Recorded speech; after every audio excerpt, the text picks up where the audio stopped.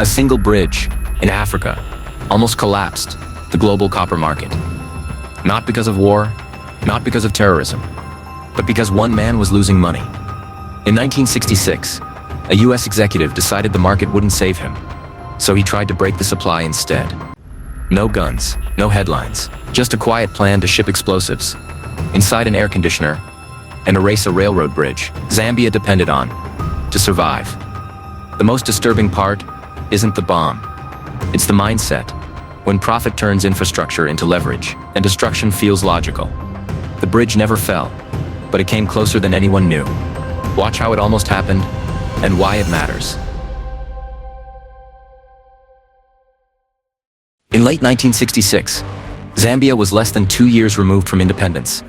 Yet its future already depended on a narrow corridor of steel and stone running southward across open land. The country possessed no coastline, no ports of its own, and no alternate path to global markets. Copper, the resource on which its economy rested, moved by rail across borders and political fault lines, carried through Rhodesia toward distant harbors. The railroad bridge southwest of Mazabuka was not remarkable in appearance, but it was essential in function. Every shipment that crossed it tied Zambia's internal stability to the outside world. Any interruption would echo far beyond the region. At the same time, thousands of miles away, the global copper market was tightening under pressure. Prices fluctuated daily, contracts shifted by the hour, and firms that had committed heavily during earlier optimism now faced mounting exposure. In London, where metals trading concentrated influence and risk, copper futures moved in response to rumors as much as supply. Traders understood that even a brief disruption from a major producer could force the market upward. Zambia, producing vast quantities but dependent on rail export, represented both vulnerability and leverage.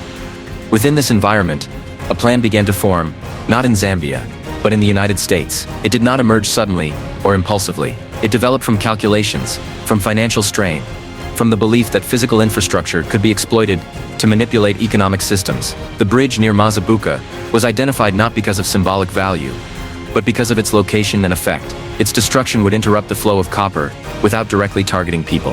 That distinction mattered to those involved, not as a moral boundary, but as a calculated risk reduction. On November 2, 1966, this plan came to the attention of the Federal Bureau of Investigation.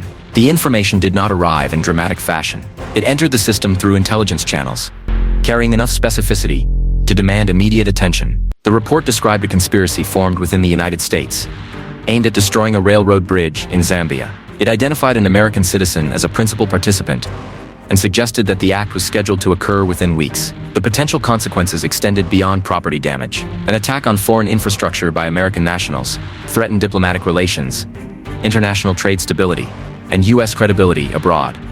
The case moved quickly from preliminary review to active investigation. The FBI recognized the seriousness of a plot that crossed borders and involved explosives. The statute governing such conspiracies was clear. Any agreement formed within the United States to damage the property of a foreign government with which the United States was at peace constituted a federal offense. The bridge fell squarely within the protected category. Time became the primary constraint. Investigators focused immediately on identifying the individuals involved. The intelligence pointed to Franklin Boyd Thurman, an American citizen with a pattern of international travel. He was located in Miami, Florida, where he was staying in a motel under circumstances that did not align with leisure travel. Surveillance was established while agents prepared to interview him. On November 3, 1966, he was approached and questioned. His explanation for recent travel to Israel, England, and Zambia centered on business activities conducted for a New York affiliate of a German metals firm. He identified his superior as Samuel Frederick Winston, a vice president within the organization, and described his role as subordinate and limited. At the surface, the explanation was plausible. Zambia was a leading copper producer. A metals firm seeking representation and contacts in the region would logically send personnel to establish relationships with industry and government officials. Winston himself fit the profile of a senior executive, capable of overseeing such expansion. However, investigators quickly identified inconsistencies. Thurman's stated purpose for remaining in Miami conflicted with records of repeated contact with Winston and with two local men. His claim of personal travel did not align with the frequency or nature of these communications. The investigation expanded. Winston was interviewed on November 4, 1966. Like Thurman, he described legitimate business interests in Zambia related to copper trading. He acknowledged travel to the country during August and September, and confirmed Thurman's employment under him for approximately 6 months. He denied any involvement in sabotage or awareness of such a plan. His explanation emphasized market activity and corporate operations. Yet again, the narrative lacked corroboration where it mattered most. While these interviews were taking place, the FBI continued surveillance. On November 4th, Thurman returned to New York.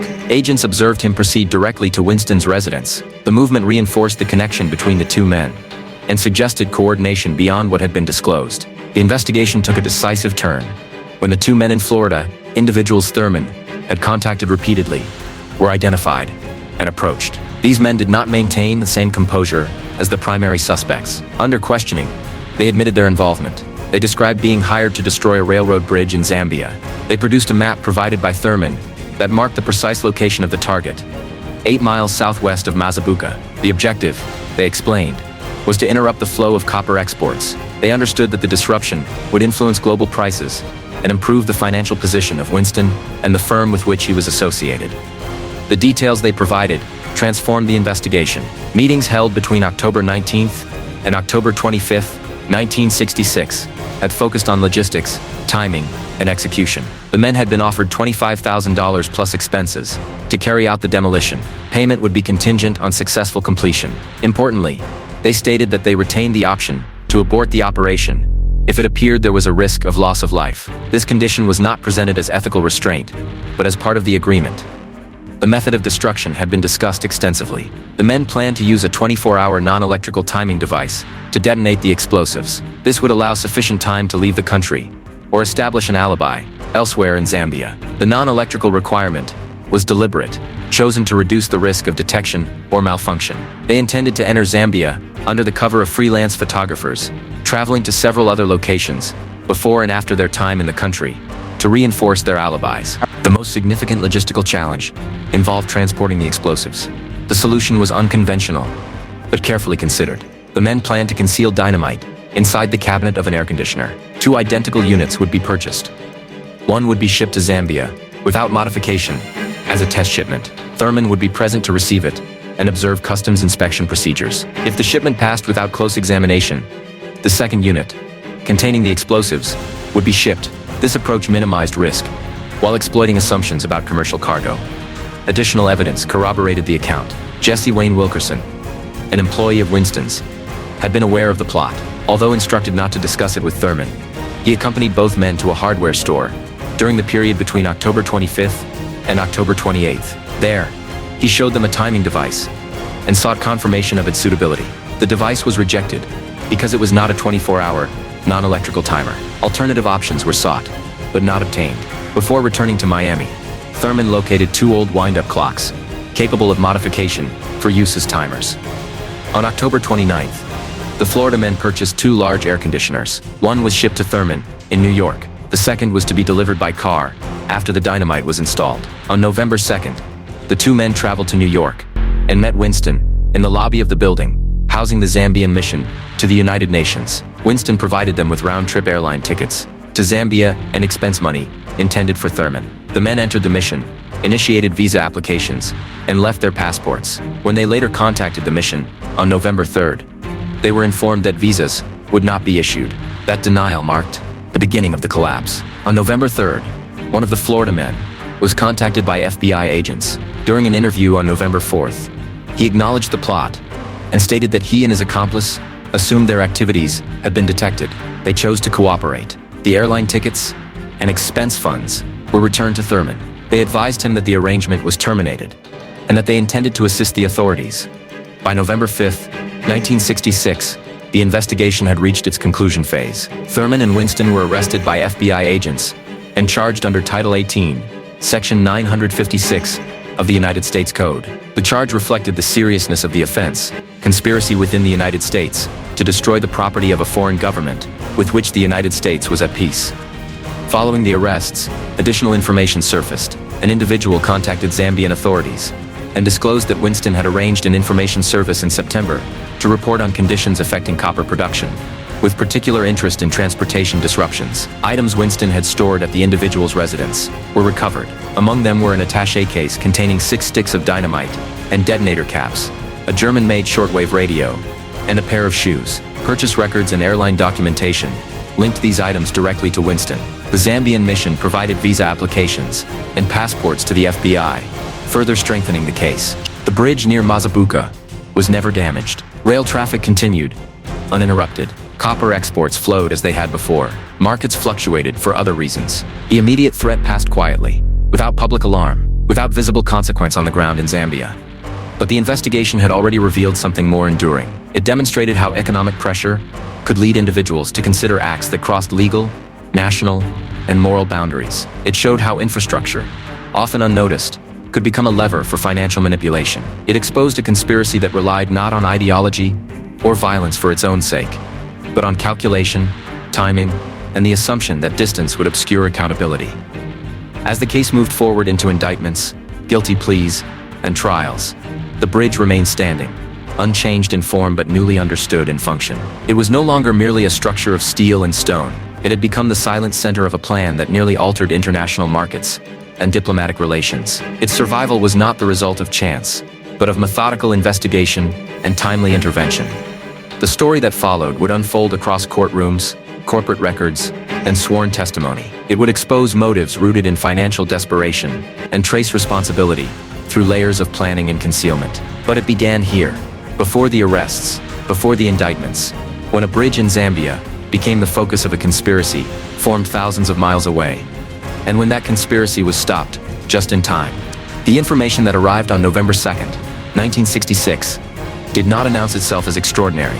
It moved through established channels, classified and precise, carrying the weight of specificity rather than alarm. Within the Federal Bureau of Investigation, such reports were assessed first for credibility, then for consequence. This one carried both. It identified a planned act of sabotage against foreign infrastructure, described the involvement of American nationals, and placed the timeline within weeks. It named a location in Zambia and specified a railroad bridge critical to copper exports. The report suggested coordination, financing, and preparation already underway. The Bureau understood immediately that the matter exceeded routine criminal activity. A conspiracy formed on U.S. soil to destroy property belonging to a foreign government, with which the United States maintained peaceful relations, was a direct violation of federal law. More than that, it risked diplomatic repercussions, at a time when newly independent nations in Africa were navigating fragile political and economic realities. Zambia's copper industry was central to its stability. Any disruption would not remain local. The first step was verification. Analysts reviewed existing intelligence related to Zambia, copper trading, and American business interests operating abroad. Zambia's landlocked geography stood out. Nearly all copper exports moved by rail through neighboring territories. The vulnerability was well documented. A single interruption could halt shipments entirely. The bridge referenced in the report matched known infrastructure, south of Mazabuka. Its destruction would sever a critical route. Attention then turned to the individuals named. Franklin Boyd Thurman emerged as the primary subject. Records showed frequent international travel within the preceding months. His movements included Israel, England, and Zambia. The pattern suggested business rather than tourism. Employment records linked him to a New York affiliate of a German metals firm. The name Samuel Frederick Winston appeared repeatedly in corporate documentation. Winston held a senior position and exercised authority over overseas operations. The Bureau moved quickly to locate Thurman. He was traced to a motel in Miami, Florida. The location raised questions. Miami was a hub for international travel, commerce, and discreet meetings. Thurman's stated purpose for being there, as later explained, did not align with his recent travel history or with the timing of the intelligence report. Surveillance was established before any approach was made. Agents monitored his movements, noting contacts and routines. On November 3, 1966, investigators conducted an interview. Thurman presented himself as cooperative and composed. He acknowledged his travels and confirmed his employment under Winston. He described his work as related to business development for the metals firm, focusing on establishing representation in regions relevant to copper production. Zambia, he explained, was a logical destination, given its status as a leading producer. He denied any involvement in sabotage or knowledge of such plans. While the interview produced no admission, it raised concerns. Thurman's explanations lacked supporting detail. His account of being in Miami conflicted with surveillance observations. Records showed repeated contact with two local men. These interactions were frequent, deliberate, and unexplained by legitimate business activity. The Bureau noted the discrepancy and expanded the scope of the investigation. Parallel efforts focused on Winston. As a senior executive, his activities carried greater potential impact. He was interviewed on November 4th. Like Thurman, he emphasized legitimate business operations. He confirmed travel to Zambia during August and September 1966, and described efforts to establish corporate relationships with industry and government officials. He portrayed Thurman as a subordinate acting under instruction. He denied knowledge of any sabotage plot.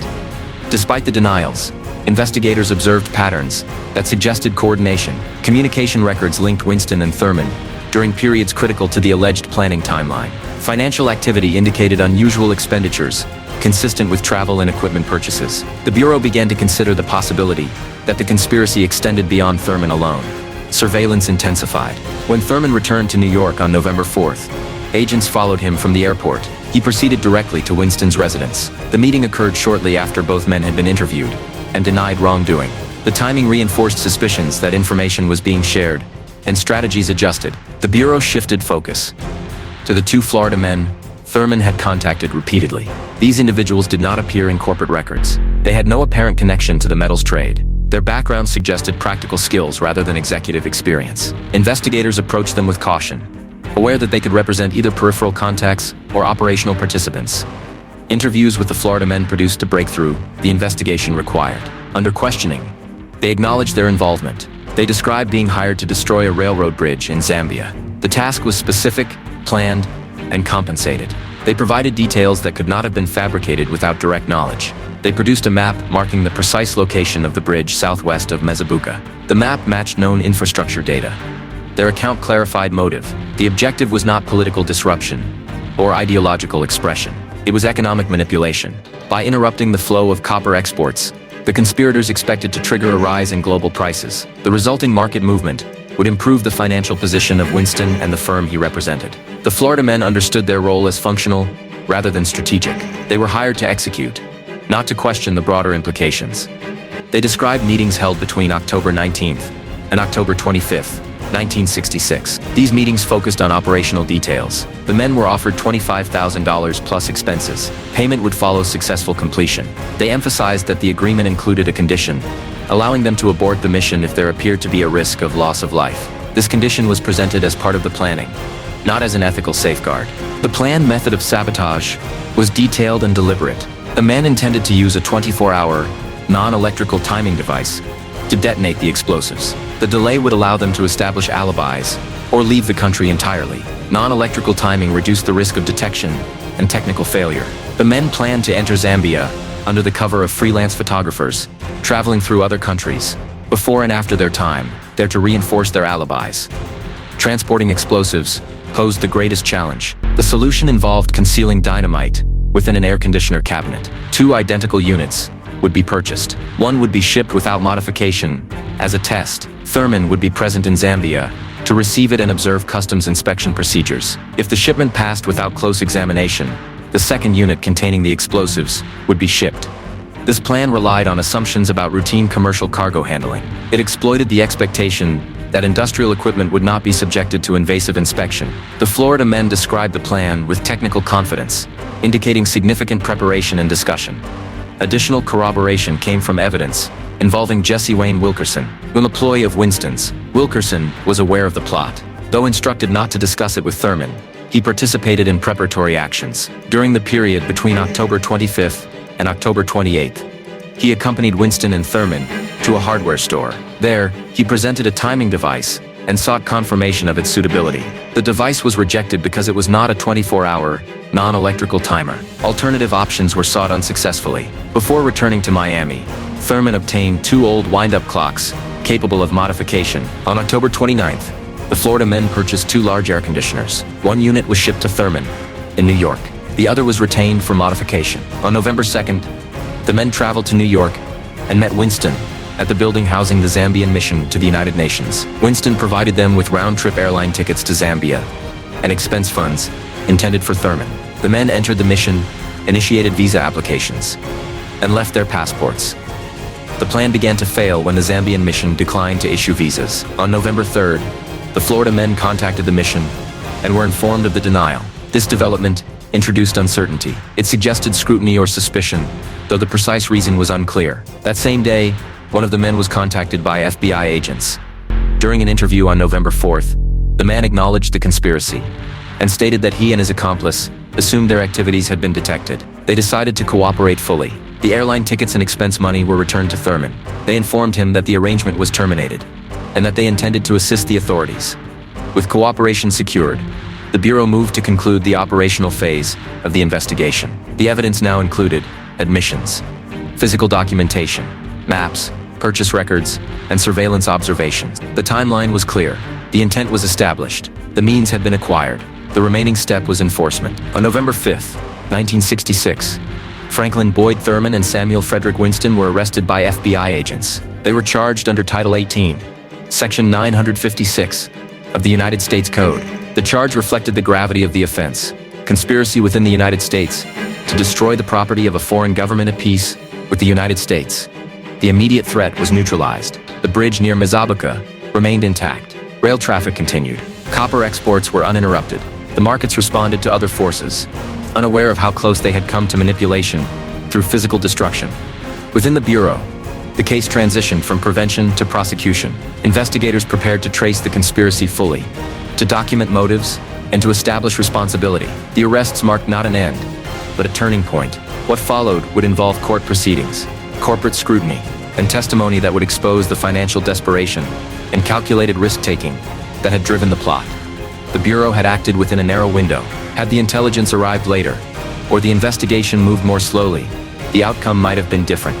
The success of the operation rested not on dramatic confrontation, but on methodical analysis, corroboration, and timing. The bridge in Zambia stood unchanged, its significance known only to those who had nearly destroyed it, and those who had stopped them. The world moved on, unaware that a quiet intervention had preserved not only a structure, but a fragile balance between commerce, law, and international order. Franklin Boyd Thurman did not fit the profile of an ideologue or an extremist. His movements, associations, and conduct reflected calculation rather than passion. In the months leading up to November 1966, his life unfolded through airports, hotels, offices, and temporary residences, structured around schedules and transactions, rather than ideology. His role in the conspiracy was not defined by invention, but by execution. He was the connector, the facilitator, the individual who moved between corporate authority and operational planning. Thurman's employment with the New York affiliate of a German metals firm placed him in a position of trust without visibility. He was not a senior executive, but he had access. He traveled under legitimate business credentials, met with officials, and handled logistical matters. This role provided cover and plausibility. His movements to Israel, England, and Zambia occurred in a sequence consistent with commercial activity in the metals trade. On paper, nothing about his travel appeared irregular. Only when examined in context did patterns emerge. Zambia, newly independent and heavily reliant on copper exports, represented opportunity and vulnerability. Thurman's presence there during August and September 1966 coincided with a period of market uncertainty. Copper prices were under pressure, and firms with heavy exposure faced losses. While others in the industry adjusted positions or absorbed risk, Thurman and those directing him pursued a different approach. Infrastructure became a variable in financial calculation. Within the conspiracy, Thurman's responsibilities were clear. He was tasked with identifying the target, coordinating logistics, and serving as the on-site observer. The railroad bridge southwest of Mazabuka was selected for its location, rather than symbolism. It lay along a route essential for transporting copper out of Zambia. Disrupting it would halt shipments, without requiring prolonged presence or repeated action. The selection reflected efficiency. Thurman obtained and distributed the materials necessary to operationalize the plan. The map marking the bridge location was not approximate. It identified the precise point of intended destruction. This level of detail suggested reconnaissance or access to reliable information, whether acquired through observation, corporate contacts, or secondary sources. The map demonstrated intent and preparation. In Miami, Thurman's activities intensified. His presence there in late October and early November 1966 coincided with key planning stages. He met repeatedly with the two Florida men recruited to carry out the physical sabotage. These meetings were not casual. They involved discussion of timing devices, transport methods, and cover stories. Thurman's role was not advisory.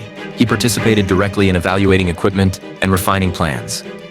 The choice of a 24-hour, non-electrical timing device reflected careful consideration. Electrical detonators carried risks of detection, malfunction, or interference. A mechanical device reduced those risks. Thurman understood this requirement and rejected unsuitable options. His insistence on a specific type of timer demonstrated technical awareness and attention to operational detail. The hardware store visit, involving Thurman, Winston, and Jesse Wayne Wilkerson, underscored Thurman's hands-on involvement. The search for an appropriate timing mechanism was conducted openly, relying on anonymity rather than concealment.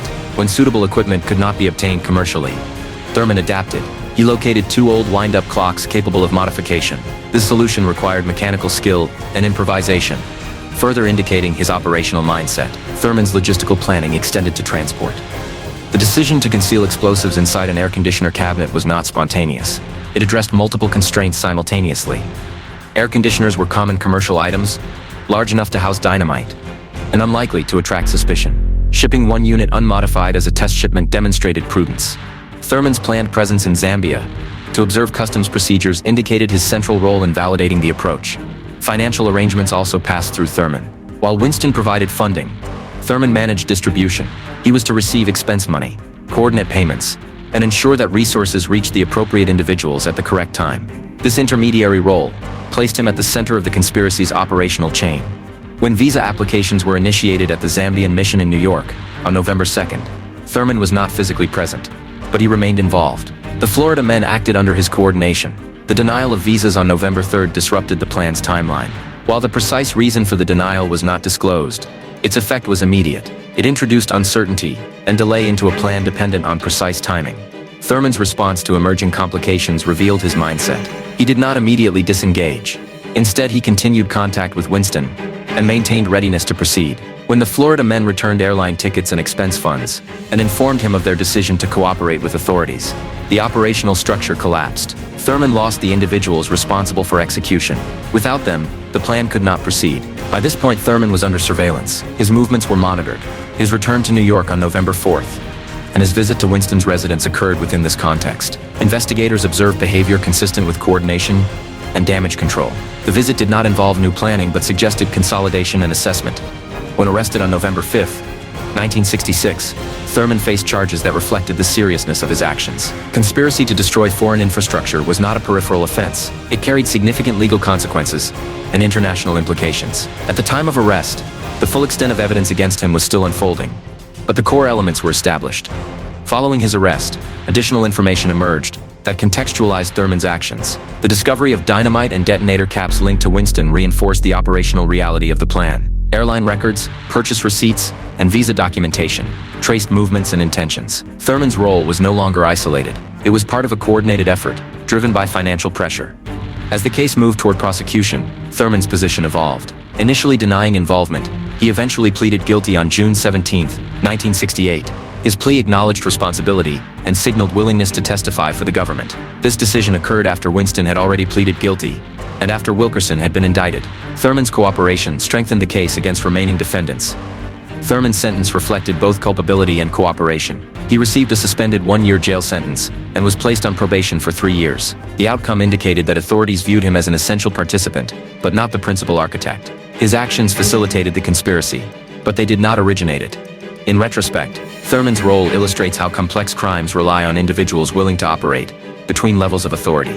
He did not conceive the strategy, nor was he expected to carry out the final act. His responsibility lay in making the plan viable. He connected intent to action. Without his involvement, the conspiracy would have remained theoretical. The investigation exposed Thurman not as a reckless actor, but as a calculated one. His decisions reflected risk assessment rather than impulse. He sought to minimize detection, control variables, and maintain plausible cover. These characteristics made the plot more dangerous, not less. They also made it traceable once scrutiny was applied. Thurman's story is not defined by dramatic confrontation or ideological fervor. It is defined by routine actions taken toward an extraordinary end. Meetings held in ordinary locations, equipment purchased from standard suppliers, travel conducted under legitimate pretexts. These elements allowed the conspiracy to progress quietly until intelligence intervention interrupted it. By the time the case reached trial, Thurman's testimony would outline the structure and mechanics of the plot in detail. His cooperation would clarify timelines, confirm motives, and establish connections. The bridge near Mazabuka would remain intact, but the narrative surrounding it would now include his actions as a central component.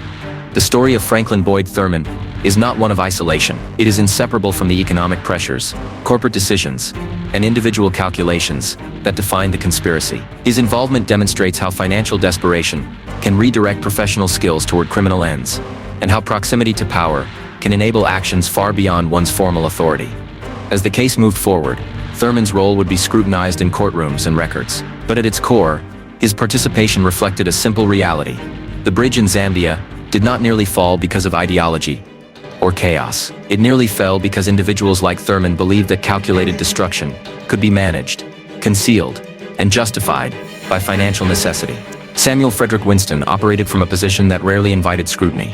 As a vice president of a New York affiliate of a German metals firm, he occupied a role defined by authority, discretion, and distance from operational risk. His responsibilities centered on contracts, market positioning, and international relationships. He was accustomed to decisions measured in figures rather than consequences, in forecasts rather than physical realities. This distance shaped both his confidence and his miscalculation. In the summer of 1966, the copper market moved against him. Commitments made during periods of optimism began to weigh heavily as prices softened. Contracts that once promised profit now threatened losses exceeding $1 million. In metals trading, such exposure was not merely a financial setback. It was a reputational threat. Failure at that scale carried implications within corporate hierarchies, among investors, and across international partners. For Winston, the problem demanded resolution, not acceptance. Zambia represented both the source of the problem and the potential solution.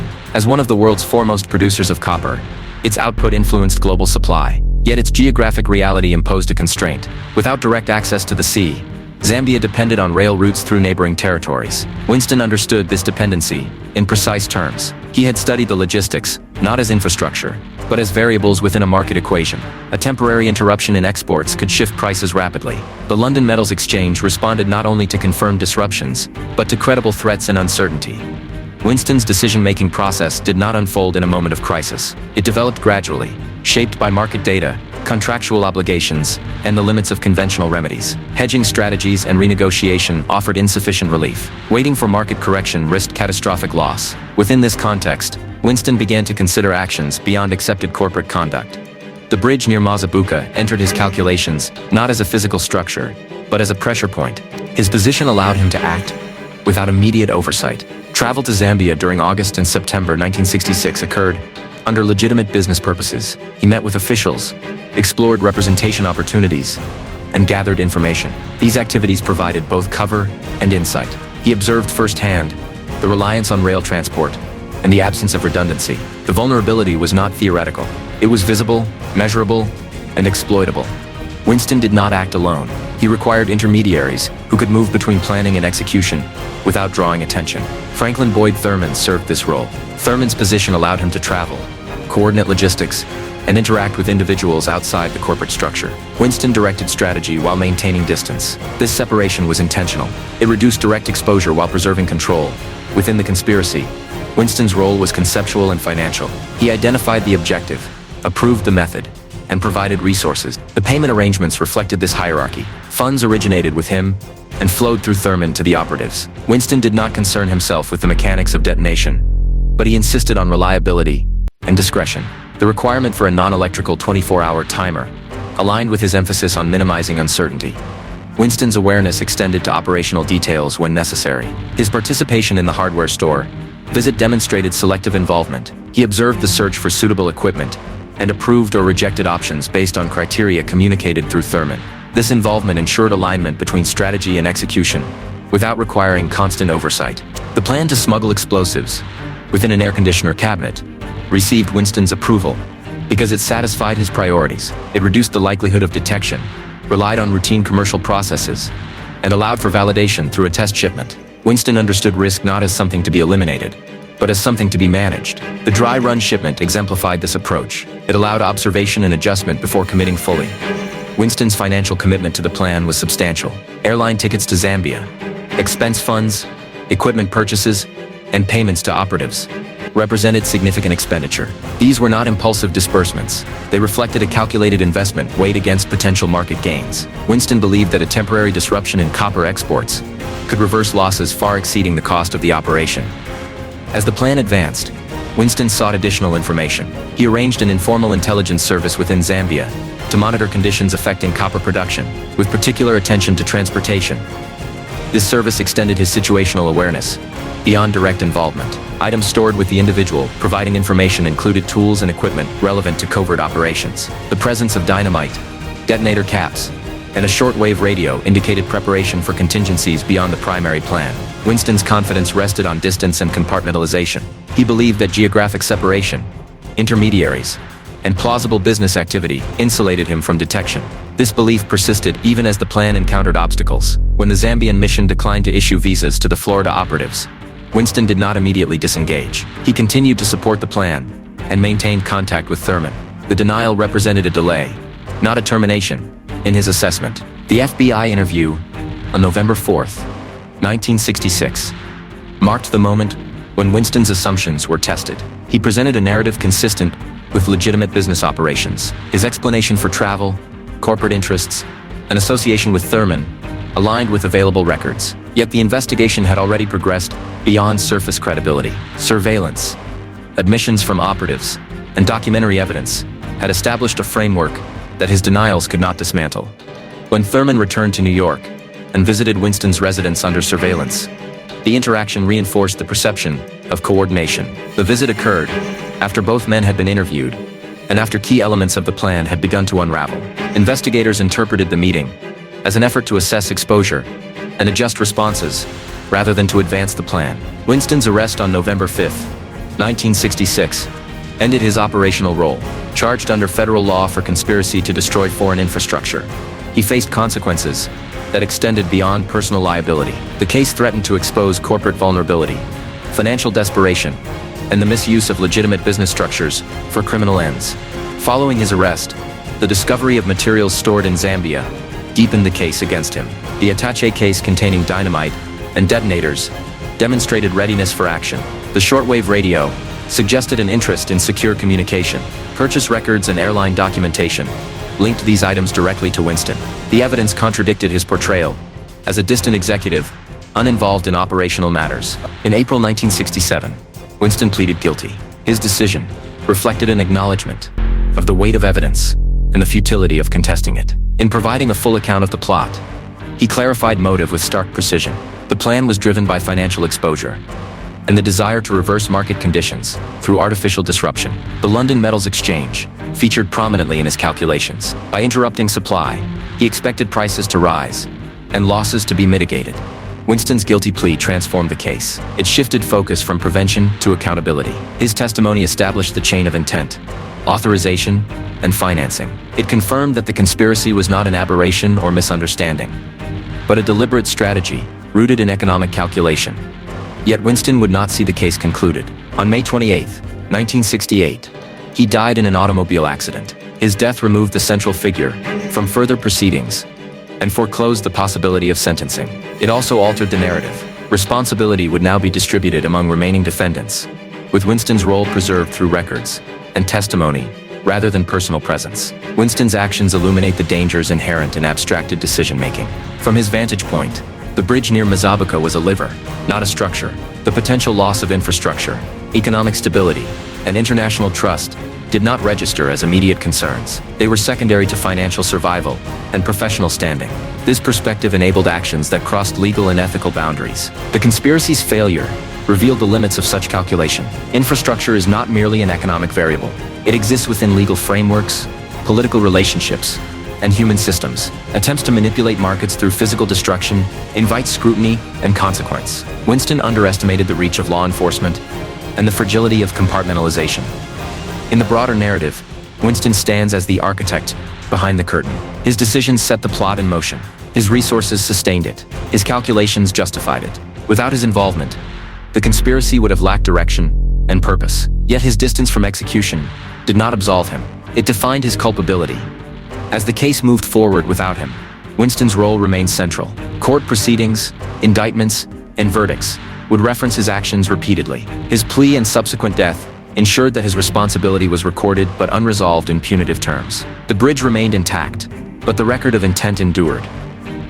The story of Samuel Frederick Winston is not one of impulsive crime. It is one of deliberate escalation driven by financial pressure and enabled by authority. It demonstrates how access, knowledge, and desperation can converge to produce actions that threaten far-reaching consequences. In seeking to control markets, Winston nearly destabilized a nation's lifeline.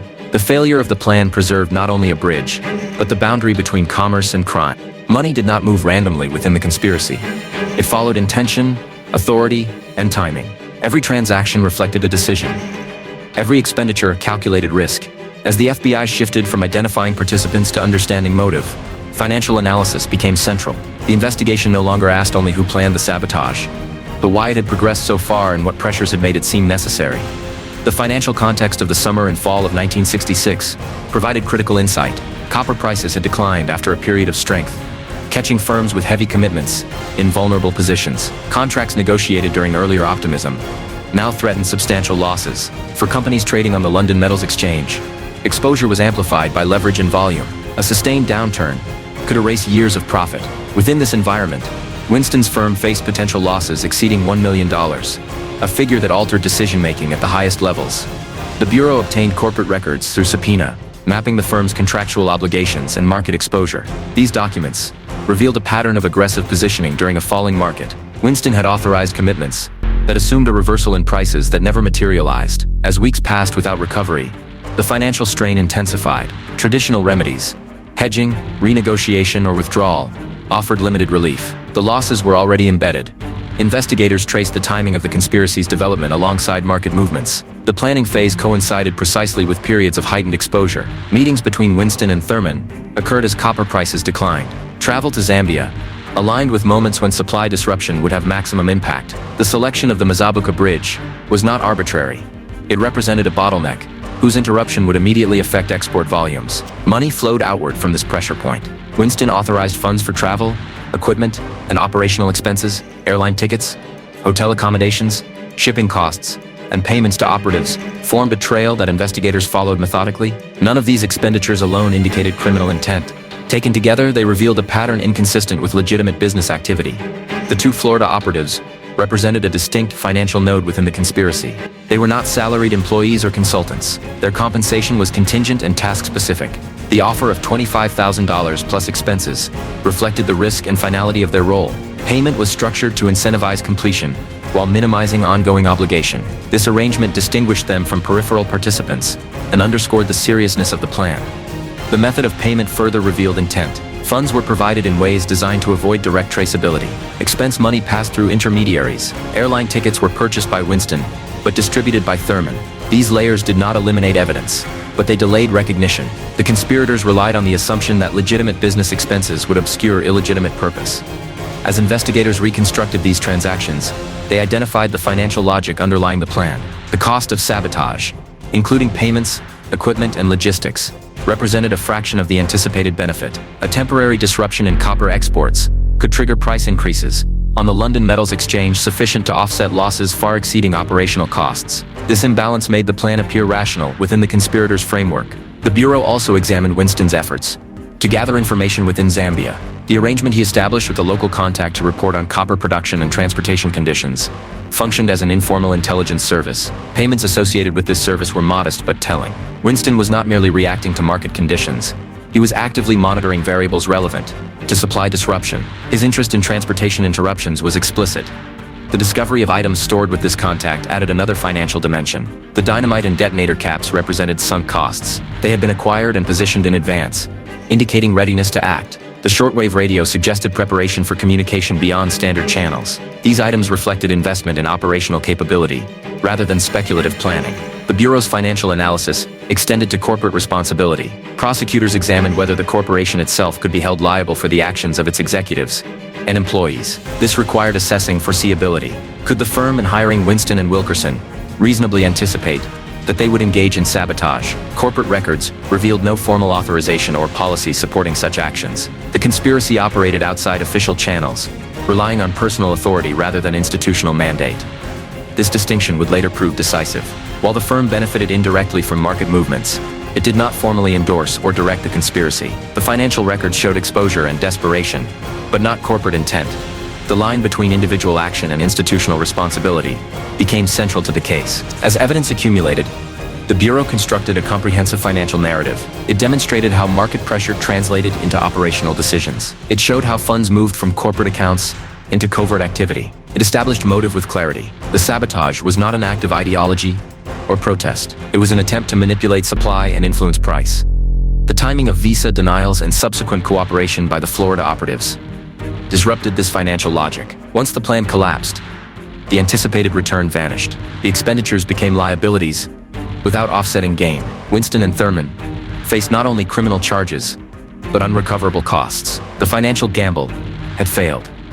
The arrests on November 5, 1966, froze remaining transactions. Accounts were scrutinized, expenditures cataloged, and assets traced. The Bureau's work ensured that no further funds could be deployed toward the plan. The financial trail now served prosecutorial, rather than operational ends.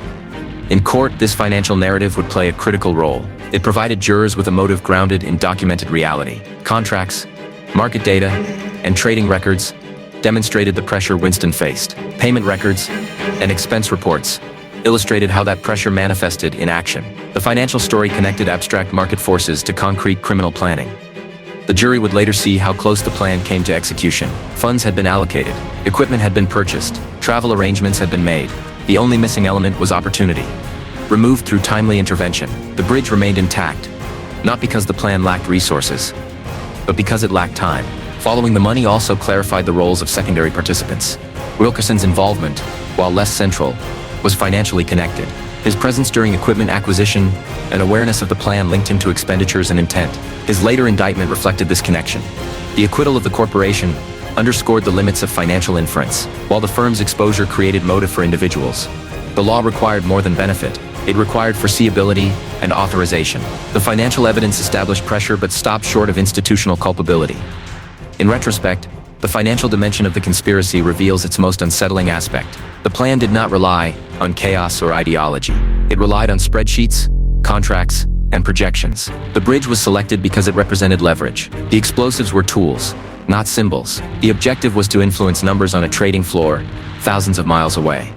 The investigation demonstrated that economic systems and physical infrastructure are inseparable. Markets depend on predictable flows of goods. When those flows are threatened, prices respond. The conspirators understood this relationship and sought to exploit it. The Bureau's intervention prevented not only physical damage, but economic manipulation. As the case progressed toward trial, the financial evidence remained central. It anchored the narrative in motive and consequence. It showed how desperation can distort judgment and how authority can enable escalation. The bridge near Mazabuka stood unchanged, but the financial story surrounding it exposed vulnerabilities that extended far beyond Zambia. The act of following the money transformed the investigation from a prevented crime into a documented lesson. It illustrated how economic pressure can drive individuals toward criminal solutions, and how careful analysis can reveal intent concealed within legitimate transactions. The bridge survived, but the illusion that markets could be controlled through covert destruction did not. The investigation reached its point of clarity, not through documents or surveillance, but through admission. Until that moment, the case had been built from fragments, travel records, financial trails, corporate exposure, and observed coordination. These elements suggested intent, but they did not yet provide a complete operational narrative. That narrative emerged when the two Florida men, those designated to carry out the physical act of sabotage, began to speak. They were not ideologues or long-term conspirators. Their involvement was transactional, defined by task and compensation, rather than loyalty or belief. They had been approached because they possessed practical competence and the willingness to operate discreetly. Their recruitment reflected the conspiracy's logic. Outsource execution to individuals with no visible connection to corporate interests, then insulate decision-makers through layers of separation. When the FBI contacted one of the men on November 3, 1966, the timing mattered. The visa denials had already destabilized the plan. The operatives understood that progress had stalled, and that scrutiny had increased. The call from federal agents confirmed what they already suspected. Their cooperation followed not from coercion, but from recognition that the operation had failed, and exposure was inevitable. During interviews conducted on November 4th, the men provided a detailed account of their involvement. They described how Thurman and Winston had approached them, how meetings were arranged, and how expectations were defined. Their testimony did not rely on speculation. It was supported by physical evidence they voluntarily produced. The most significant item was a map. The map identified the precise location of the target, a railroad bridge approximately 8 miles southwest of Mazabuka, Zambia. It was not marked generally, or approximately. It showed exact placement, approach routes, and orientation.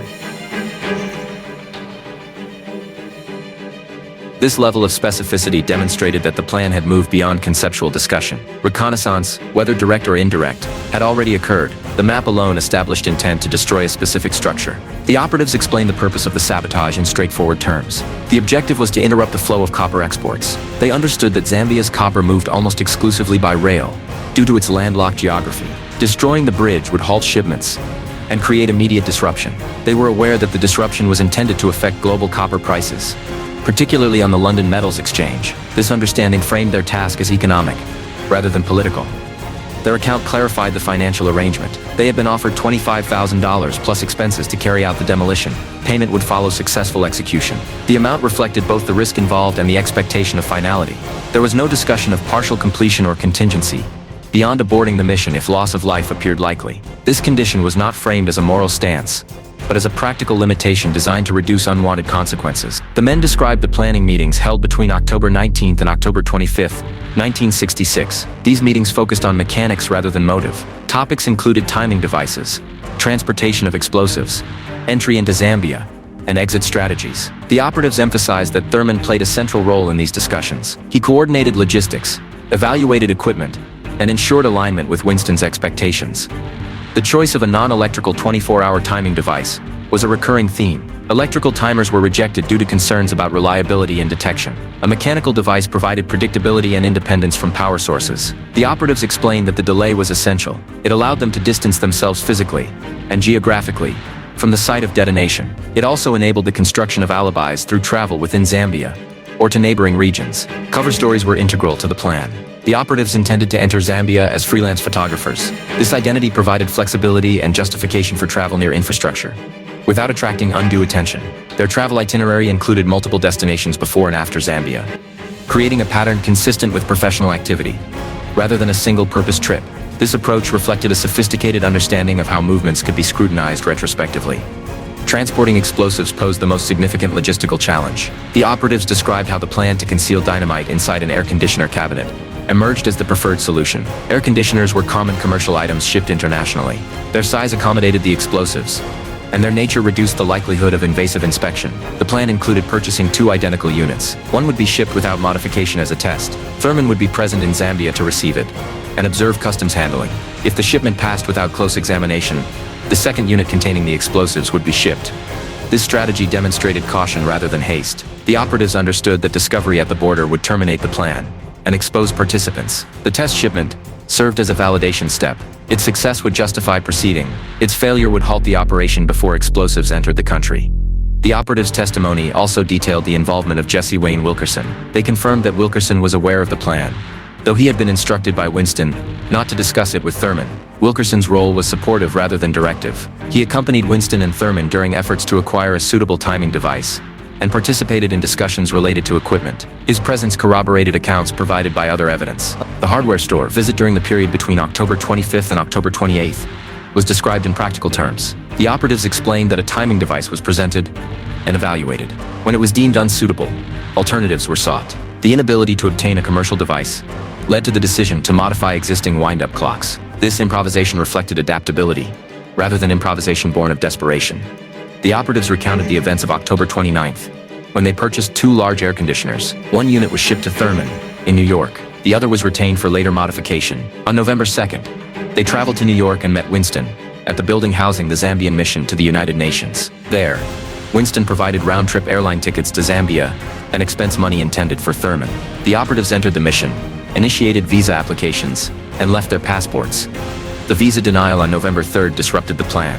The operatives described contacting the mission and being informed that visas would not be issued.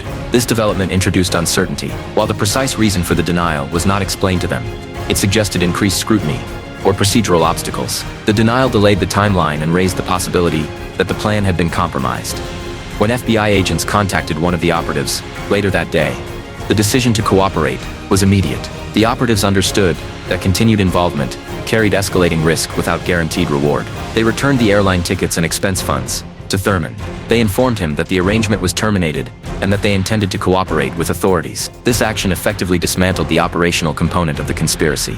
The operatives' cooperation provided investigators with more than narrative. It supplied corroborating evidence, maps, purchase records, travel documentation, and timelines aligned with information already obtained through surveillance and financial analysis. The operatives' account filled gaps and confirmed hypotheses. It transformed suspicion into certainty. From an investigative perspective, the significance of their testimony lay in its specificity. The operatives did not describe vague intentions or hypothetical plans. They described dates, locations, equipment, and procedures. Their statements matched independent evidence. This consistency strengthened the case and reduced reliance on circumstantial inference. The operatives also clarified the absence of ideological motivation. They were not driven by political alignment, national allegiance, or personal grievance. Their involvement was defined by payment and task completion. This distinction reinforced the prosecution's argument that the conspiracy was economically motivated and deliberately constructed. The decision to cooperate also insulated the operatives from further legal exposure. By withdrawing before execution and assisting investigators, they positioned themselves as witnesses rather than defendants. This outcome reflected both legal strategy and practical judgment. Their cooperation was voluntary, but it occurred within a context that made continued participation untenable. As the operatives' testimony was documented and corroborated, the investigation reached a decisive stage. The core elements of conspiracy, agreement, intent, preparation, and overt acts, were established. The bridge near Mazabuka had been selected, mapped, and targeted. Explosives had been acquired and positioned. Travel and cover had been arranged. Only execution remained, and that step had been prevented. The operatives' account underscored how close the plan came to realization. Had visas been granted and scrutiny delayed, explosives could have entered Zambia undetected. The test shipment strategy demonstrated that the conspirators anticipated obstacles and planned accordingly. The margin between prevention and catastrophe was narrow. The act of speaking transformed the operatives from instruments of sabotage into instruments of exposure. Their testimony dismantled the secrecy on which the conspiracy depended. It shifted control from planners to investigators. It ensured that the story of the plot would be told in courtrooms, rather than enacted on foreign soil. As the investigation moved toward arrests and prosecution, the operatives' role receded. Their function had been fulfilled not through destruction, but through disclosure. The bridge remained intact, and the operatives' cooperation became a central pillar of the case. The story now belonged to records, indictments, and trials. The saboteurs spoke, and in doing so they ensured that the act they were hired to perform would never occur. By the time the investigation reached full clarity, the mechanics of the planned sabotage stood exposed in precise detail. The conspiracy did not rely on improvisation or impulse. It was built methodically, with attention given to engineering constraints, timing requirements, and risk management. The act itself, destroying a railroad bridge, was conceived not as spectacle, but as controlled disruption. The goal was not chaos, it was interruption. The bridge southwest of Mazabuka was selected after careful consideration of location and effect. It lay along a critical rail corridor through which Zambia's copper exports moved toward the coast. The structure was not heavily guarded, nor was it easily bypassed. Its destruction would force rail traffic to halt entirely until repairs could be made. In a landlocked country with limited alternative routes, such a halt would have immediate economic consequences. This calculation drove every subsequent technical decision. The conspirators understood that execution depended on precision. Explosives alone were insufficient. Detonation had to occur at a time that minimized detection, prevented casualties, and allowed operatives to distance themselves from the site. The choice of a 24-hour non-electrical timing device reflected this requirement. Electrical systems introduced variables, power sources, wiring failures, electromagnetic interference that increased risk. Mechanical timing offered reliability and predictability. The requirement for a full 24-hour delay was deliberate. It allowed the operatives to complete the placement of explosives and then move away from the site long before detonation. This separation reduced the likelihood of capture and strengthened alibis. The delay also ensured that detonation could occur at a time when rail traffic was minimal, further reducing the risk of loss of life. The conspirators viewed these factors not as moral considerations, but as operational safeguards. Efforts to acquire a suitable timing device began with commercial options. Hardware stores were visited. Devices were evaluated against strict criteria. Timers that lacked sufficient duration or relied on electrical components were rejected. When no suitable commercial product could be found, the conspirators adapted. Old wind-up clocks were identified as viable alternatives. These devices could be modified to trigger a detonation after a predetermined interval without relying on external power. This adaptation required technical competence. Modifying a mechanical clock to function as a detonator trigger involved altering its internal mechanisms to release a firing pin or complete a circuit at a specific moment. The conspirators discussed these modifications in detail. The use of two clocks provided redundancy, reducing the risk of failure. Such measures reflected a commitment to reliability over simplicity. The selection and handling of explosives followed similar logic. Dynamite was chosen for its availability, stability, and destructive capability. It could be transported and stored with relative safety if handled correctly. Detonator caps were required to initiate the explosion, and their acquisition demonstrated readiness to proceed beyond planning. The quantity of explosives identified, 6 sticks of dynamite, was sufficient to damage or destroy a bridge structure without excessive blast radius. Placement of the explosives would have been critical. The conspirators planned to target structural elements, whose failure would compromise the entire bridge. This required understanding of load-bearing components and stress points. The map provided to the operatives indicated precise placement, suggesting either reconnaissance or access to engineering information. The goal was efficiency, achieve maximum disruption with minimal material. Transporting the explosives into Zambia presented the greatest engineering challenge. International borders introduced inspection regimes and unpredictable scrutiny. The plan to conceal dynamite within an air conditioner cabinet addressed this challenge directly. Air conditioners were large, common, and often shipped as sealed units. Their internal cavities provided space to conceal explosives without altering external appearance significantly. The 2-unit strategy served as a validation process. Shipping one unmodified unit as a test allowed observation of customs procedures without risk. Thurman's planned presence in Zambia to receive the shipment and observe inspections reflected the conspirators' emphasis on intelligence gathering. If the test unit passed without close examination, confidence in the method would increase. Only then would the modified unit be shipped. This approach demonstrated patience and discipline. The conspirators did not rush explosives across borders. They prioritized confirmation over speed. The test shipment was not merely a rehearsal. It was a critical data point. Its success or failure would determine whether the operation proceeded. Cover stories were engineered with equal care. The operatives planned to enter Zambia as freelance photographers. This identity provided justification for travel near infrastructure and movement across regions. Photography equipment was plausible and portable. It allowed access to public spaces without raising suspicion. The operatives' broader travel itinerary reinforced this cover by creating a pattern consistent with professional activity. Exit strategies were integral to the plan. After placing the explosives, the operatives intended to leave the area and either exit the country or establish alibis elsewhere in Zambia. The 24-hour delay facilitated this movement. By the time detonation occurred, the operatives would be far removed from the site. This separation complicated investigation and reduced the likelihood of immediate suspicion. The conspirators also considered contingencies, the agreement allowing the operatives to abort the mission if loss of life appeared likely functioned as a risk management clause. While it may appear ethical on the surface, its primary purpose was operational. Casualties would escalate response, increase scrutiny, and undermine the economic objective. The plan required disruption, not tragedy. Throughout this engineering phase, coordination remained centralized. Winston approved strategy and resources. Thurman managed logistics and oversight. Wilkerson provided support and awareness. The operatives focused on execution. Each role was defined, and responsibilities were compartmentalized. This structure reduced internal confusion, but increased overall complexity. The FBI's reconstruction of these technical details relied on testimony, physical evidence, and documentation. The discovery of dynamite and detonator caps stored with a Zambian contact confirmed readiness. The presence of a shortwave radio suggested preparation for communication beyond standard channels, potentially to monitor developments or coordinate movement. Purchase records and travel documentation corroborated timelines. From an investigative perspective, the level of technical planning underscored the seriousness of the threat. This was not a speculative or symbolic plot. It was an engineered operation with defined steps, validated methods, and contingency planning. The bridge would not have survived an error. Only timely intervention prevented execution. The engineering of destruction also revealed the conspirators' mindset. They approached sabotage as a technical problem to be solved. Legal and diplomatic consequences were secondary considerations. Physical infrastructure was reduced to a variable within a financial equation.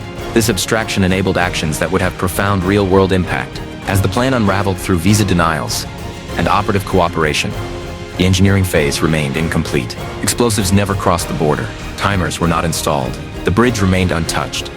Yet the investigation made clear how close the plan came to realization. Each component had been addressed. Each risk had been considered. Only opportunity was removed. The exposure of these technical details strengthened the prosecution's case. It demonstrated overt acts in furtherance of the conspiracy. Equipment acquisition, modification planning, and shipping arrangements constituted tangible steps toward execution. These actions satisfied legal thresholds and eliminated ambiguity regarding intent. In the broader narrative, this phase of engineering represents the point at which abstract planning becomes imminent action. It is where calculation meets reality. The conspirators had moved beyond discussion and committed resources to physical change. The bridge near Mazabuka stood as the final objective, its fate nearly sealed by methodical preparation. The failure of the plan did not diminish its sophistication.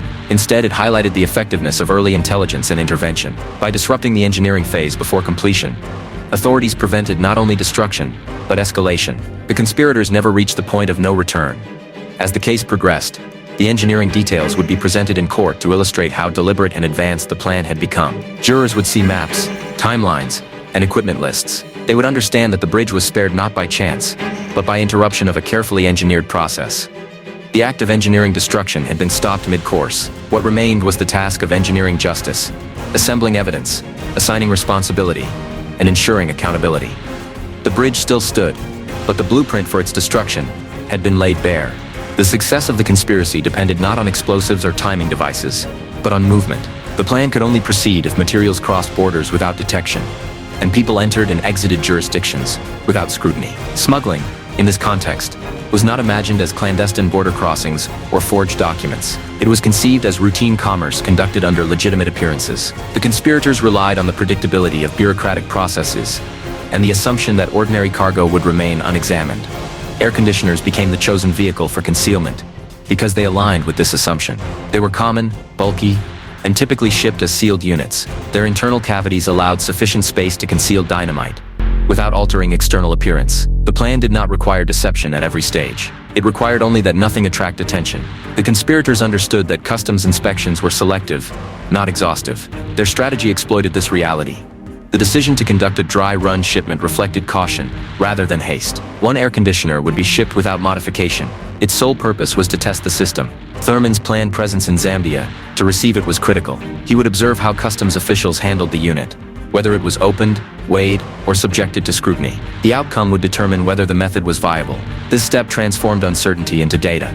The second unit, identical in appearance, was designated for modification. Dynamite and detonator caps would be packed inside the cabinet, secured to prevent movement or noise. The goal was to preserve the unit's external integrity. Any sign of tampering could prompt inspection. The conspirators planned the packing carefully, accounting for weight distribution and vibration during transit. They intended to maintain plausibility down to minor details. Shipping logistics were coordinated to blend with ordinary commercial flows. The units were purchased through standard retail channels. Documentation reflected legitimate transactions. Shipping labels and manifests described common equipment. Nothing about the paperwork suggested irregularity. This reliance on normality was deliberate. The conspirators believed that systems designed to process volume would not scrutinize every item equally. The timing of shipments was synchronized with travel plans. The test unit would arrive while Thurman was present in Zambia. The modified unit would follow only if the first passed inspection. This sequence minimized exposure. It also allowed for cancellation without loss of explosives. If the method proved unreliable, the conspirators were prepared to abandon the plan, rather than force it forward under unfavorable conditions. Human movement followed similar principles. The operatives selected for execution planned to enter Zambia under the guise of freelance photographers. This identity offered flexibility and legitimacy. Photography equipment justified travel near infrastructure and movement across regions. It allowed observation without attracting attention. The operatives' broader itinerary included multiple destinations before and after Zambia, reinforcing the appearance of professional travel. Visa acquisition was treated as a procedural step rather than an obstacle. The operatives traveled to New York on November 2, 1966, and entered the Zambian mission to the United Nations. Their applications were submitted with U.S. passports and supporting documentation consistent with their cover identity. The process appeared routine. The conspirators anticipated approval based on prior experience and standard practice. The denial of visas on November 3 disrupted this expectation. The operatives were informed that visas would not be issued. The reason was not disclosed. From an operational perspective, the effect was immediate. Without entry authorization, the plan could not proceed. The denial introduced uncertainty regarding scrutiny levels and potential awareness. It raised the possibility that the operation had already drawn attention. This moment marked the beginning of the collapse. The conspirators had structured the plan to manage risk, but they had not accounted for denial at this stage. The visa refusal undermined the timeline and cast doubt on the viability of the smuggling strategy. It suggested that the assumption of routine processing no longer held. At the same time, external pressure increased. One of the operatives was contacted by FBI agents on November 3. This contact confirmed their suspicion that the operation was compromised. The operatives recognized that continued involvement carried escalating risk. The careful engineering and logistical planning could not compensate for exposure at this level. The operatives' response was decisive. They chose to disengage. Airline tickets provided by Winston were returned to Thurman. Expense money was handed back. The operatives informed Thurman that the arrangement was terminated, and that they intended to cooperate with authorities. This decision removed the final human component required for execution. From an investigative standpoint, this withdrawal was pivotal. It prevented the modified air conditioner from being shipped. Explosives remained outside Zambia. The smuggling phase never progressed beyond planning and test preparation. The bridge remained untouched, not because the method was flawed, but because it was interrupted. The FBI moved quickly to secure remaining evidence. Purchase records for the air conditioners were obtained. Shipping documentation was reviewed. Travel records confirmed the sequence of events. The timeline aligned precisely with operative testimony and surveillance data. Each step of the smuggling plan was reconstructed in detail. Additional evidence surfaced following the arrests. Items stored with a Zambian contact included an attaché case containing dynamite and detonator caps. These materials demonstrated readiness beyond speculation. They showed that the conspirators had positioned resources in anticipation of success. The presence of a German-made shortwave radio suggested preparation for communication independent of standard channels, potentially to monitor developments or coordinate movement. Airline records linked Winston to the purchase of tickets for the operatives. Memorandum copies of the tickets were secured. The Zambian mission provided visa applications and passports to the FBI. These documents confirmed the operatives' attempt to enter the country and the precise timing of the denial. The paper trail left little room for alternative interpretation. The smuggling plan revealed the conspirators' reliance on systems designed for efficiency rather than scrutiny. They believed that volume would obscure intent, that routine would protect deviation. This belief was not unfounded. Similar methods had succeeded in other contexts. What distinguished this case was the convergence of intelligence, timing, and investigative response. The collapse of the conspiracy did not occur in a single moment. It unfolded through a sequence of small failures that compounded rapidly, each removing an assumption on which the plan depended. What had been engineered as a controlled operation began to lose cohesion as external scrutiny replaced secrecy. The unraveling was not dramatic. It was procedural, incremental, and irreversible. The first fracture appeared with the denial of visas by the Zambian mission. This administrative decision disrupted the timeline without explanation, forcing the conspirators to confront the possibility that their movements were no longer invisible. The plan relied on predictability. Entry into Zambia was assumed to be routine. When that assumption failed, uncertainty entered the process. Delays introduced risk. Risk invited reconsideration. Simultaneously, surveillance tightened. The FBI's investigation had moved beyond observation into confirmation. Admissions by the operatives, corroborated by documentation and surveillance, transformed suspicion into certainty. Investigators no longer needed to infer intent. They possessed evidence of agreement, preparation, and overt acts. The case had crossed a threshold. The operatives' decision to cooperate accelerated the unraveling. Their withdrawal removed the final operational component. Without individuals willing and able to execute the sabotage, the plan could not proceed. The return of airline tickets and expense funds symbolized the collapse of the execution phase. What remained was planning without means. For Thurman and Winston, the implications were immediate. Communications that had once coordinated logistics now served only to assess exposure. Movements that had been purposeful became reactive. The visit to Winston's residence following Thurman's return to New York occurred under surveillance, adding to the evidentiary record. Investigators observed behavior consistent with consolidation rather than advancement. The FBI moved decisively to prevent any residual action. On November 5, 1966, agents arrested Thurman and Winston. The arrests were conducted without spectacle, reflecting the Bureau's emphasis on control rather than confrontation. Both men were charged under federal law prohibiting conspiracy within the United States to destroy the property of a foreign government with which the nation was at peace. The charge captured the essence of the case: intent and preparation, not outcome. Following the arrests, the investigation entered a new phase, focused on completeness. Authorities sought to identify any remaining participants, materials, or contingencies that could pose risk. This effort led to the discovery of additional evidence that confirmed the breadth of preparation. An individual contacted Zambian authorities and disclosed that Winston had arranged an information service to monitor conditions affecting copper production, with particular emphasis on transportation disruptions. This disclosure extended the timeline of the conspiracy back into September 1966. Items stored with this individual were recovered. Among them was an attaché case containing 6 sticks of dynamite and detonator caps. The presence of these materials demonstrated readiness beyond planning. They represented a fallback or parallel capability, suggesting that Winston had considered multiple pathways to execution. The discovery of a German-made shortwave radio indicated preparation for communication outside conventional channels. A pair of shoes, later traced to Winston through purchase records, linked the storage location directly to him. Airline documentation further reinforced the case. Personnel identified Winston as the purchaser of tickets to Zambia. Memorandum copies of the tickets were secured, confirming dates and intent. The Zambian mission provided visa applications and passports belonging to the operatives. These documents established the precise moment when the plan encountered resistance and began to collapse. Winston's decision to plead guilty in April 1967 marked a critical development. His plea acknowledged responsibility and provided a comprehensive account of the plot's origin and motive. He detailed how financial exposure and market pressure had driven the decision to pursue sabotage. This admission removed ambiguity regarding intent. It confirmed that the conspiracy was not speculative or misunderstood. It was deliberate. Winston's cooperation also altered the trajectory of the case. His testimony implicated additional participants and clarified roles. Jesse Wayne Wilkerson, previously a peripheral figure, became central to a new indictment. His involvement in equipment acquisition and awareness of the plan justified further action. The corporation itself was named as a defendant, reflecting prosecutors' effort to assess institutional responsibility. The unraveling continued through the legal process. Wilkerson appeared under subpoena and provided conflicting statements on key points. These inconsistencies prompted a new indictment and his arrest on June 8, 1967.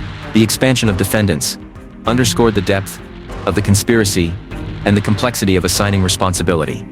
Winston's death in an automobile accident on May 28, 1968, removed the central figure from further proceedings. His absence altered the courtroom dynamic, but did not diminish the evidentiary record.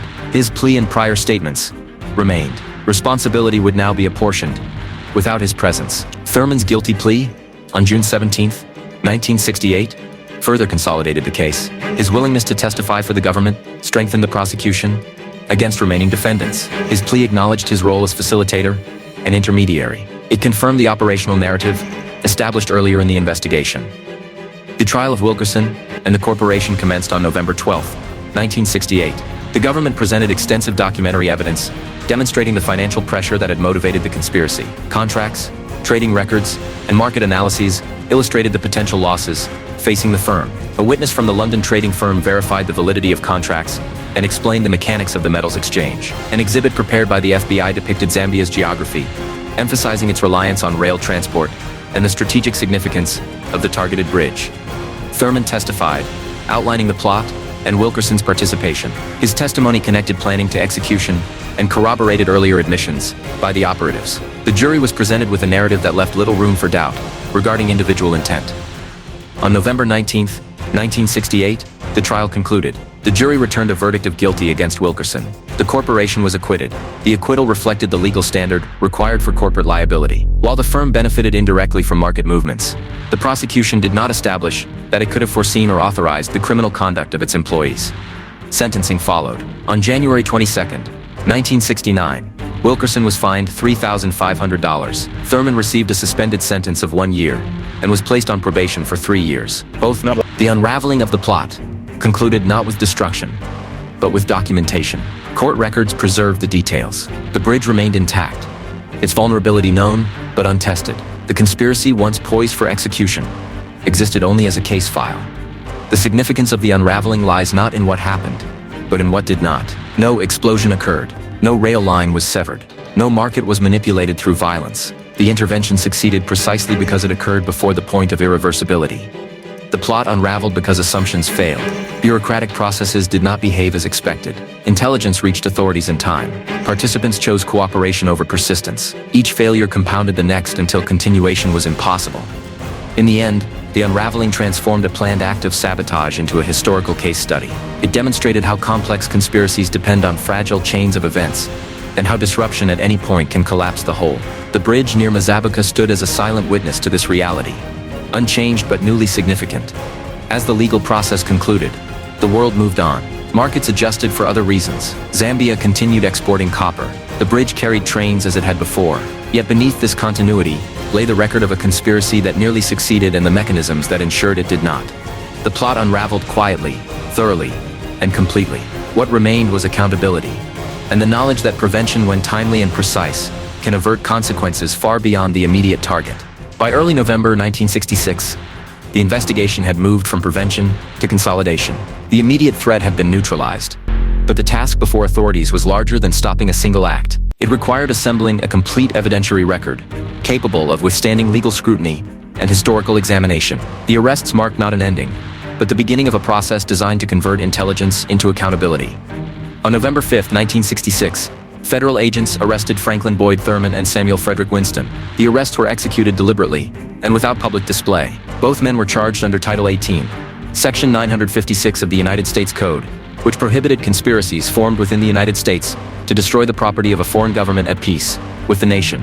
The charge reflected the nature of the crime precisely. It addressed intent, agreement, and preparation, regardless of whether the act itself had been completed.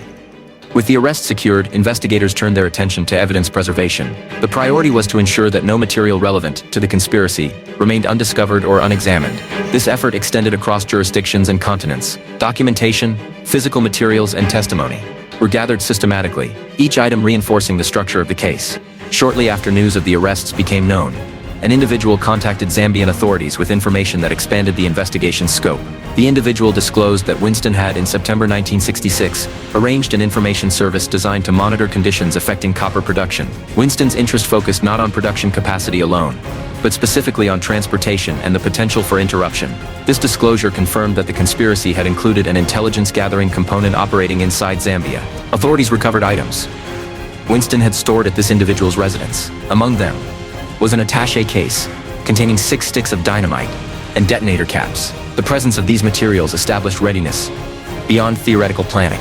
They represented a physical capability to execute sabotage independent of the air conditioner shipment strategy. Their existence suggested that Winston had prepared for contingencies, maintaining parallel options should one method fail. Additional items recovered included a German-made shortwave radio and a pair of shoes. At first glance, these objects appeared unremarkable. Their significance emerged through documentation. Purchase records traced both the radio and the shoes directly to Winston.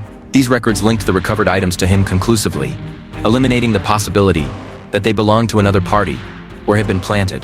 The shortwave radio carried particular importance. It indicated preparation for communication beyond standard commercial or personal channels. Such equipment could be used to monitor broadcasts, receive updates, or coordinate movement without reliance on local infrastructure. Its presence suggested foresight and awareness of operational security, even if that security ultimately failed. Investigators also secured airline records associated with the conspiracy. Airline personnel identified Winston as the purchaser of the round-trip tickets to Zambia intended for the Florida operatives. Memorandum copies of the tickets were obtained, documenting dates, routes, and payment methods. These records corroborated testimony provided by the operatives and confirmed Winston's direct financial involvement. The Zambian mission to the United Nations cooperated fully with the investigation. Personnel turned over visa applications and passports belonging to the 2 Florida men. These documents established a precise timeline for the attempted entry into Zambia and the subsequent denial of visas. They also confirmed the operatives' identities, travel intent, and cover story. The paperwork removed any ambiguity regarding the stage the plan had reached. Within the United States, investigators examined corporate files associated with Winston's firm. Subpoenaed documents detailed trading positions, contractual obligations, and financial exposure. These records provided context rather than direct evidence of criminal authorization. They demonstrated the pressure Winston faced and the potential benefit he anticipated from market disruption. While the corporation itself would later be acquitted, these documents established motive at the individual level. Evidence relating to Jesse Wayne Wilkerson was also assembled.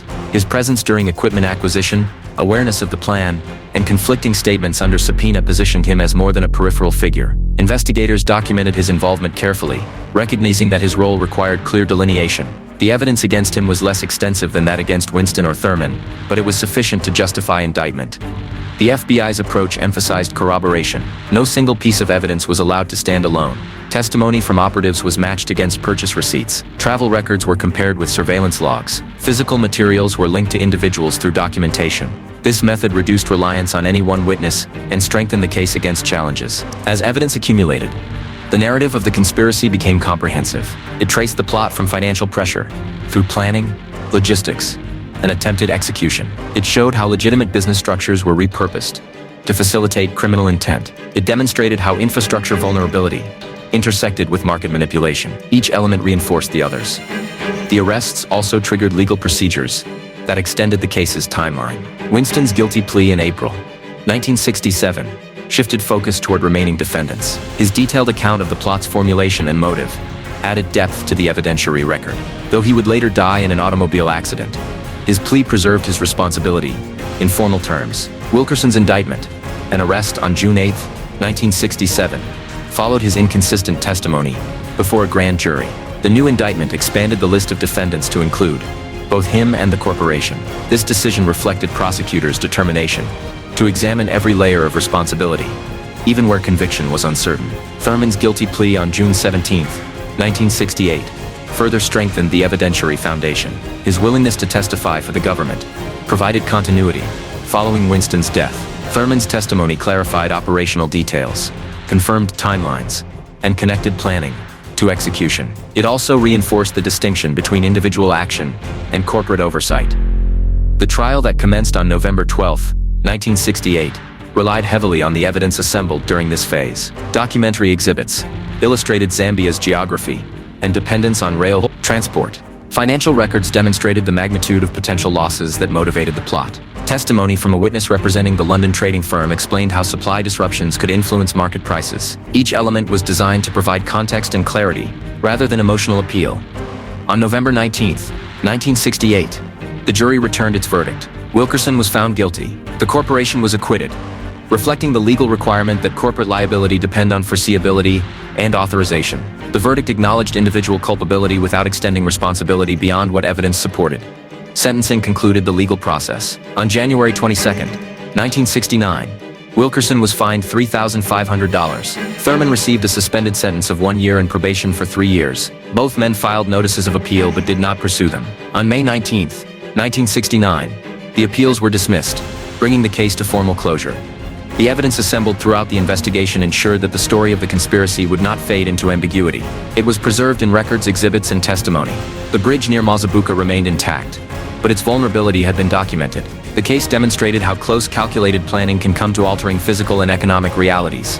Arrests and evidence transformed a prevented act into a complete historical account. They ensured that intent was recorded, responsibility assigned, and consequences imposed. The absence of destruction did not diminish the seriousness of the crime. Instead, it underscored the effectiveness of intervention. The case stands as a reminder that modern conspiracies often leave extensive trails. Financial transactions, travel documentation, communications, and material acquisitions create records that, when assembled, if in consequence had been assembled. The arrests ended the threat. The evidence ensured that the attempt would not be forgotten. By the time the case reached its final phase, the danger had long passed. No bridge had been damaged, no rail line severed, no copper shipment interrupted. Yet the absence of physical destruction did not diminish the gravity of what had occurred. The justice system now carried the responsibility of addressing intent, preparation, and accountability for a crime that had been stopped only at the final threshold. The proceedings unfolded slowly, governed by procedure rather than urgency. Evidence collected during the investigation was organized, reviewed, and presented with precision. The goal was not merely to secure convictions, but to establish a record that accurately reflected the nature of the conspiracy. This required clarity, restraint, and adherence to legal standards that distinguished individual wrongdoing from institutional responsibility. Samuel Frederick Winston's guilty plea in April 19. His admission confirmed the central motive behind the plot: severe financial exposure resulting from copper market commitments made during a declining market. His account traced the conspiracy from its conceptual origin through its operational planning. He described how infrastructure disruption was selected as a means to influence supply and drive prices upward on the London Metals Exchange. His plea removed uncertainty regarding intent and strategy. Winston's cooperation also revealed the extent to which authority and desperation had converged. His position within the firm had provided both access and autonomy.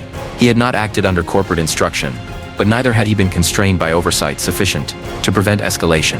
His plea clarified this distinction, shaping subsequent legal analysis. The case might have concluded with Winston's sentencing, but fate intervened. On May 28, 1968, Winston died in an automobile accident. His death ended the possibility of punishment and removed the central figure from the courtroom. Yet it did not erase his role. His plea, testimony, and documentary trail ensured that responsibility remained fixed, even in absence. With Winston gone, attention turned to remaining defendants. Franklin Boyd Thurman's guilty plea on June 17, 1968, reinforced the prosecution's narrative. Thurman acknowledged his role as facilitator and intermediary, connecting strategic intent to operational planning. His cooperation provided continuity and depth following Winston's death. It ensured that the story of the conspiracy would be told in full rather than inferred. Thurman's sentencing reflected this cooperation. He received a suspended 1-year jail sentence, and was placed on probation for 3 years. The sentence recognized culpability, while accounting for assistance provided to the government. It also underscored the legal principle that participation in a conspiracy carries consequences regardless of whether the planned act is completed. The trial of Jesse Wayne Wilkerson and the corporation commenced on November 12, 1968. The courtroom became the final arena in which the conspiracy's details were examined. The prosecution presented a structured narrative supported by extensive documentation. Corporate trading records demonstrated the financial pressure facing the firm. Contracts and market analyses illustrated how supply disruptions could influence copper prices. A witness from the London trading firm explained the mechanics of the metals exchange, grounding abstract concepts in practical terms. Visual evidence played a critical role. An exhibit prepared by the FBI displayed a map of Africa, highlighting Zambia's landlocked geography. Rail routes leading to the coast were emphasized, illustrating the nation's dependence on uninterrupted transport. The targeted bridge, near Mazabuka, appeared not as an isolated structure, but as a critical link within a fragile system. This context transformed the act of sabotage from localized destruction into international consequence. Thurman testified for the government, outlining the plot and Wilkerson's involvement. His account connected meetings, equipment acquisition, and awareness of intent. It placed Wilkerson within the operational sphere, though not at its center. The testimony was measured and corroborated by physical evidence, reinforcing credibility. The defense focused on limits. For Wilkerson, it emphasized his subordinate role and lack of decision-making authority. For the corporation, it argued absence of foreseeability. The law required that corporate liability be based on reasonable anticipation of criminal conduct by employees acting within the scope of their employment. The evidence did not establish this threshold. On November 19, 1968, the jury delivered its verdict. Wilkerson was found guilty. The corporation was acquitted. The verdict reflected careful differentiation between individual action and institutional responsibility. It acknowledged that while the firm faced financial pressure and stood to benefit indirectly, it had not authorized or foreseen the conspiracy. Sentencing followed on January 22, 1969. Wilkerson was fined $3,500. The penalty reflected his role and the absence of direct execution. Thurman's previously imposed sentence stood. Both men filed notices of appeal, but did not pursue them. On May 19, 1969, the appeals were dismissed, bringing formal closure to the case. Justice in this context did not take the form of dramatic punishment. It took the form of record, acknowledgement, and consequence proportionate to action. The conspiracy was documented in full. Responsibility was assigned where evidence supported it. The law drew boundaries between intent, facilitation, and oversight. The absence of physical destruction shaped the case's legacy. There was no visible reminder of what had nearly occurred. The bridge near Mazabuka continued to serve its purpose. Trains crossed it routinely. Copper exports moved without interruption. For Zambia and global markets, the incident passed unnoticed.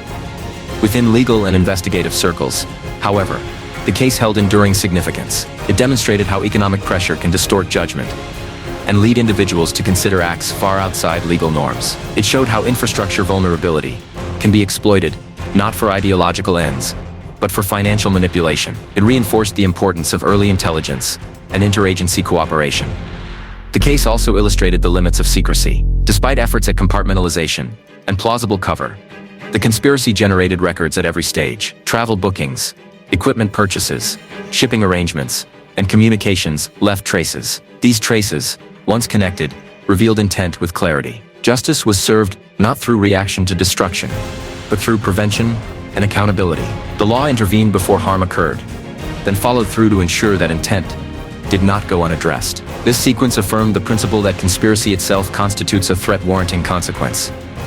As the file closed, the bridge remained unchanged, its significance known only to those who had nearly altered its fate. The case receded into archives, referenced occasionally as precedent or example. Its lessons endured quietly, embedded in investigative practice and legal interpretation. The story concluded without spectacle. No explosion marked its end. No market spike traced its origin to sabotage. Instead, the resolution lay in documents, verdicts, and dismissed appeals. The consequences were real, measured, and contained. Justice in the end was not defined by what happened, but by what had not. The bridge stood. The flow continued. The line between commerce and crime was restored. The conspiracy ended not in ruin, but in record. And in that record, its full weight was preserved. Like, share, and subscribe to stay with the mystery crime for new cases.